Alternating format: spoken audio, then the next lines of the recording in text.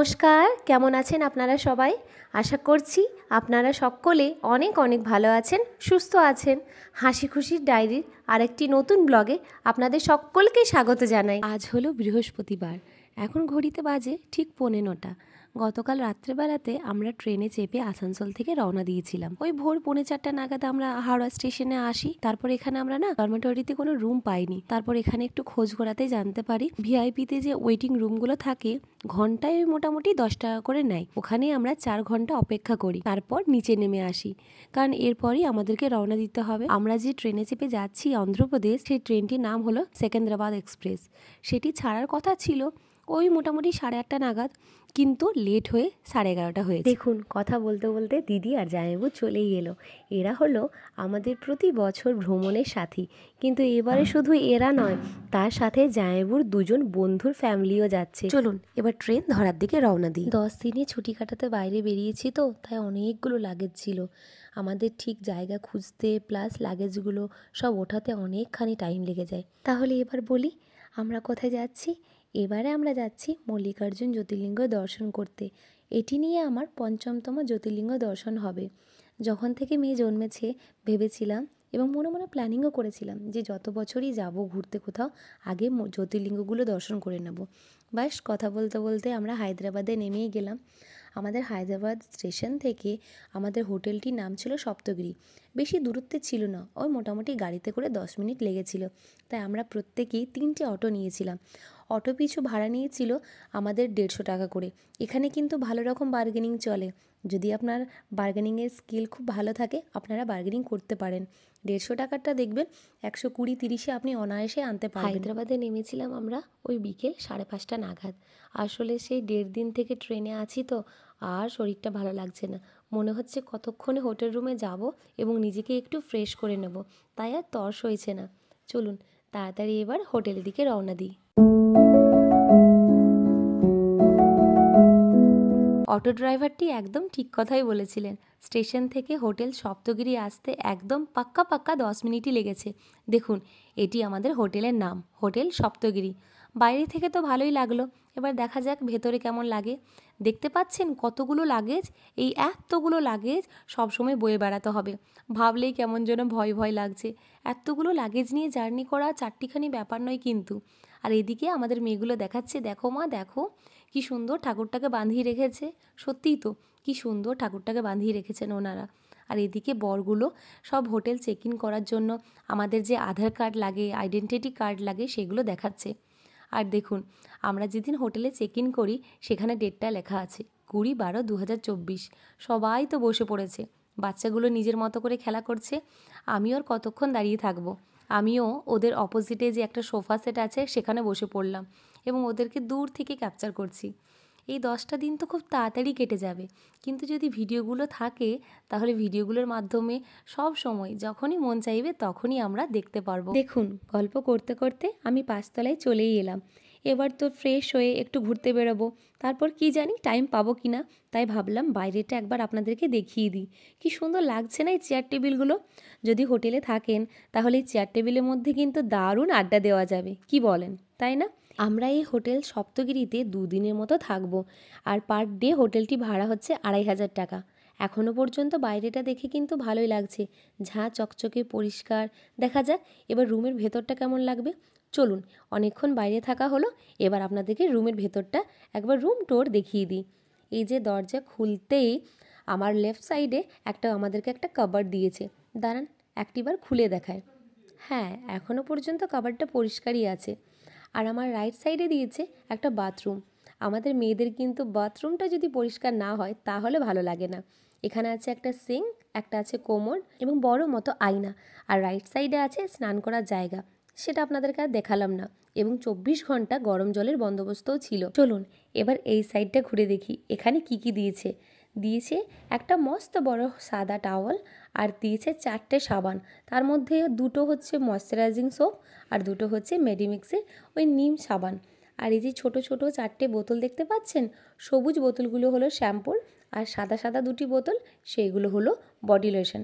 দেখতে পেলাম এখানে একটা ইলেকট্রিক কেটেল আছে, 2টো কাচের গ্লাস, একটা কফি মাগ এবং সাথে অনেকগুলো পাউচ। এই পাউচগুলোর মধ্যে ছিল চা পাতার পাউচ, কফির পাউচ, আমুল দুধ এবং চিনি, আর সাথে দিয়েছিল 2টি বোতল। আপনি যদি বোতলে জল শেষ হয়ে যায় তাহলে আপনি ফোন করে আরও জলের বোতল আনাতে পারেন। অফকোর্স এটা ফ্রি অফ কস্ট, আপনার কোনো রকম টাকা লাগবে না, ওই 2500 টাকার মধ্যেই ইনক্লুড আছে।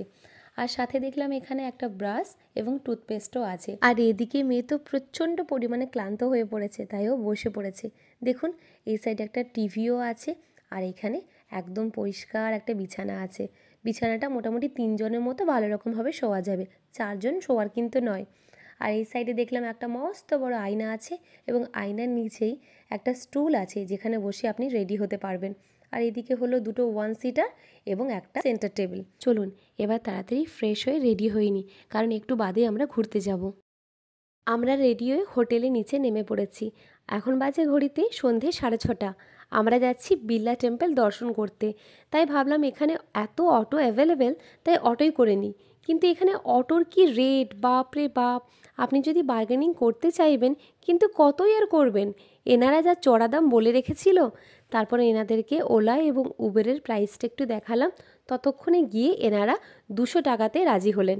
আমরা মোট 2টো অটো করেছিলাম। আমাদের হোটেল রুম থেকে ওই বিড়লা টেম্পল যেতে সময় লাগবে 15 থেকে 20 মিনিট, কিন্তু যা এখানে ট্রাফিক, জানি না কতক্ষণে পৌঁছাবো। দেখতে পাচ্ছেন এটি হলো ছত্রপতি শিবাজির মূর্তি।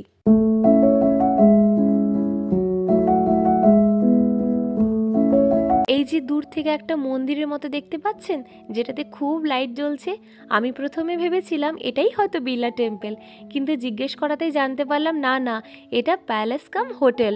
ওই যে মিনিস্টাররা মানে নেতা মন্ত্রীদের এখানে থাকার সুযোগ পায়। আমি আমার মেয়েকে বলছিলাম, সোনা, যদি নেতা মন্ত্রী হতে পারতাম তাহলে বুঝি একটি বার এখানে থাকার সুযোগটা পেতাম। কি সুন্দর যে বলে বোঝাতে পারবো না। আর লাইটিংয়ের সে কি কাজ, মানে ফোন থেকে ক্যাপচার করছি ঠিকই, কিন্তু সামনে মানে বাস্তবে গিয়ে চোখে না দেখলে আপনাদেরকে সৌন্দর্যটা বলে বোঝানো যাবে না, এতটাই সুন্দর। আর ফোনের এই ডান সাইডের উপর দিকটা দেখতে পাচ্ছেন, এটাকে বলা হয় এখানে দিয়া। কি সুন্দর দেখতে। আর মেয়ে বারবার বলছে, মা ওটা কি গো, ওটা কি গো। আমরা বলছিলাম সোনা দিয়া। ও বলছে মা দিয়াতে যাব, দিয়াতে দেখব, কিন্তু দিয়াটা তো বাইরে থেকে দেখারই। চলুন আর বেশিক্ষণ নেই, গল্প করতে করতে আমরা প্রায় চলে এসেছি। এবার নামবো। এই যে দেখুন এখানে নেমে পড়েছি। এখান থেকে আমাদেরকে অনেকটা উপরে উঠতে হবে, মানে আরও হাঁটতে হবে। আসলে আজকেই এসেছি, একটু রেস্টও পাইনি, শুধু একটু ফ্রেশ হয়ে বেরিয়ে পড়েছি। আর হাঁটতে ভালো লাগছে না, কিন্তু বরমশাই আর বাকি দাদারা বলল যে বেশিক্ষণ না, ওই মোটামুটি 5 থেকে 10 মিনিটের মতো হাঁটতে হবে, তাহলে পৌঁছে যাব। রাস্তায় দুপাশারি দেখতে পাচ্ছেন কত রকম জিনিসের দোকান। এখানে ব্যাগ ঝুলছে, কোনো দিকে বাচ্চাদের নানা রকম খেলনাপাতি, সফট টয়েজের দোকান আছে, আছে নানা রকম জুয়েলারি। আমার তো দেখেই মন ভরে যাচ্ছে, মনে হচ্ছে একটিবার যাই ওখানে গিয়ে কিছু না কিছু কিনি। দেখে দেখে নিজেকে আর আটকে রাখতে পারলাম না, শেষ পর্যন্ত চলেই গেলাম কানের কিনতে। আমি এখানে গিয়ে 2 জোড়া কানের কিনেছি, পরে আপনাদেরকে কোনো একদিন শেয়ার করব। এই যে কথা বলতে বলতে দেখুন চলে এলাম বিড়লা টেম্পল। এই যে দেখতে পাচ্ছেন, এর ঠিক বাম পাশে আছে জুতো চটি এবং ফোন রাখার জায়গা। আমার কাছে মোট 3টে ফোন ছিল, তো যেখানে আমার সিম ঢোকানো আছে সেই ফোনটা এবং জুতো জোড়া আমি ওখানে খুলে রেখেছিলাম। বাকি 2টো ফোন ব্যাগে করে নিয়ে চলে গেছিলাম। ব্যাগ ওনারা চেক করেনি, তাই একটু রিস্ক নিয়ে বলতে পারেন নিয়ে চলে গেছিলাম। উপরে এসে ঠাকুর দর্শন করার পর এই জায়গাটা একটু দাঁড়িয়ে থমকে গেলাম। দেখে অবাক হলাম, নিস্তব্ধ এই শহরটিকে আলোকিতভাবে কি সুন্দর না দেখতে লাগছে। মনে হচ্ছে দাঁড়িয়ে দাঁড়িয়ে শুধু দেখেই যায়। তারপর ভাবলাম না, একটু বিড়লা টেম্পলটার ভিডিও করে নিই। ভিডিও করতে না করতে ওনারা চলে এলেন, এবং কোত্থেকে যে চলে এলেন ওরা দেখতে পেয়ে গেলেন বুঝতেই পারলাম না। তারপর ওনারা আমাকে অনুমতি দিলেন না ভিডিও করতে, তাই আমি আর রিস্ক নিয়ে ভিডিও করিনি। ওখানে মোটামুটি 1 ঘন্টার মতো ছিলাম, চারিপাশটা একটু ভালো করে দেখে নিলাম, তারপর নিচে নেমে এলাম। নিচে নামার পর দেখতে পেলাম লেফট সাইডে একটা দোকান আছে। এই দোকানে কিন্তু সব থেকে চড়া রেট। নেবার তো আমার অনেক কিছু ইচ্ছে ছিল, ভাবছিলাম একটা মূর্তি নিই, কিন্তু যা চড়া দাম আমি আর নিতে পারলাম না। আর তার উপর লাগেজও ভারী হয়ে যাবে, কারণ আমরা হায়দ্রাবাদে তো একদিন থাকবো না, আমরা 4-5টা ঘুরবো। 2 দিন হায়দ্রাবাদ, 2 দিন যাব মল্লিকার্জুন জ্যোতির্লিঙ্গ, তারপর যাব আরাকু ভ্যালি, তারপর বিশাখাপত্তনম। তাই আর লাগেজ ভারী করে এই জিনিসটিকে বহন করে নিয়ে যেতে পারলাম না। এই দোকানটিতে ঠাকুরের খুব সুন্দর সুন্দর মূর্তি ছিল, এবং মূর্তিগুলো ছিল ওজনেও খুব ভারী। মূর্তির পাশাপাশি ছিল নানা রকম সুগন্ধি ধূপকাঠি এবং নানা রকম সুন্দর সুন্দর ডিজাইনের ব্যাগ। কোনটা ছেড়ে কোনটা নেবেন। সাথে ছিল এখানে নানা রকম অলংকার, মেয়েদের মালা, কানের চুড়ি, পেন্ডেন্ট। আমার এটি নেবার খুব ইচ্ছে ছিল, কিন্তু আমার হাজব্যান্ড বলল না, আমি এখন ঠাকুরের মূর্তি নিয়ে যেতে পারলাম না। এবার যাই, এখান থেকে জুতো জোড়া পরে নিই এবং যে ফোনটা জমা দিয়েছিলাম সে ফোনটাও নিয়ে নিই, কারণ রাত্রি 9টা বেজে গেলে এটি আবার বন্ধ হয়ে যাবে, তখন আবার আর ফোন পাওয়া যাবে না, তখন ফোন নিতে গেলে আবার সকালবেলা আসতে হবে। দেখুন কি সুন্দর কানের দুলগুলো না, এখান থেকে আমি 2টো কানে নিয়েছি আমার 2 ননদের জন্য। আমরা মেয়েরা জিনিস কিনি আর নাই কিনি, দেখতে কিন্তু ভীষণ পছন্দ করি, তাই না বলুন? এই মালাটা আমার খুব পছন্দ হয়েছিল, একটিবার দেখে নিলাম। আমার নেবার ইচ্ছে ছিল ঠিকই, কিন্তু ভাবলাম না, অনেক মালা হয়ে গেছে, আর তেমন পরাও হয় না, তো শুধু আলমারিতে ভরে থাকা হয়। চলুন এবার তাড়াতাড়ি অটোতে করে বেরিয়ে পড়ি খাবার খেতে, কারণ সেই ট্রেনে চেপে এসেছি, ফ্রেশ হয়েই বেরিয়ে পড়েছিলাম। কারণ এত তাড়াহুড়ো করে বেরোলাম এই জন্য যে যদি বিড়লা টেম্পলটা বন্ধ হয়ে যায় তখন তার দেখতেও পাবো না, তাই আমাদের সেরকম কিছু খাওয়া দাওয়া হয়নি। দিয়াটার পাশ দিয়ে পেরোচ্ছি, কী সুন্দর লাগছে তাই না? তখন আপনাদেরকে দেখালাম সাইড থেকে, এখন দেখে নিন ভালো করে, বারবার করে আমি দেখছি, কারণ আর তো এখানে থাকবো না। আমরা কাল হায়দ্রাবাদে রামোজি ফিল্ম সিটি দেখব, সেটাতে মোটামুটি পুরো সারা দিনটা লেগে যাবে। তারপরের দিন তো ভোরেই আমরা বেরিয়ে পড়ব মল্লিকার্জুন জ্যোতির্লিঙ্গের উদ্দেশ্যে। দেখুন গল্প করতে করতে চলে এলাম হায়দ্রাবাদের বিখ্যাত রেস্তোরাঁ প্যারাডাইসে।